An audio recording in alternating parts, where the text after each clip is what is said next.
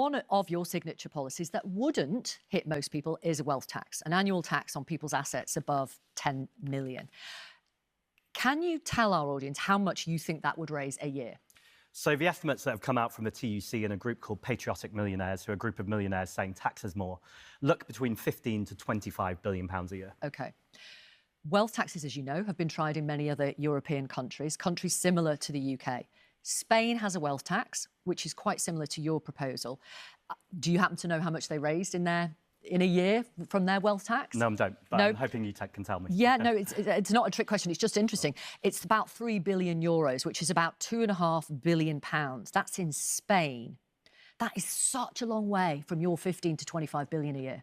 Well, I think it's about getting the thresholds right and making sure it's done right. So the Spain one is similar to your proposal. Sure, but we're a different country. So we have the City of London for a start. There's an incredible amount of wealth in the City of London. So I think it's about making sure we're comparing apples and apples rather than apples and oranges. OK. I mean, I've got a few more countries, if it helps. Sure. Switzerland raised 9.5 billion euros from their wealth tax in 2023. Norway, 2.7 billion euros. They're just sums that are way down from what you're suggesting you could raise. And we've got Paul Johnson in March this year, formerly of the Institute for Fiscal Studies.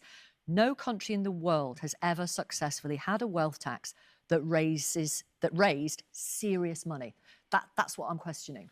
And I think they're legitimate questions. I'd also say those aren't tiny amounts of money. So actually, whatever you're going to create from a wealth tax is ultimately about reducing inequality. This isn't about creating public investment. We can do that anyway. We don't need to tax the wealthy to do that.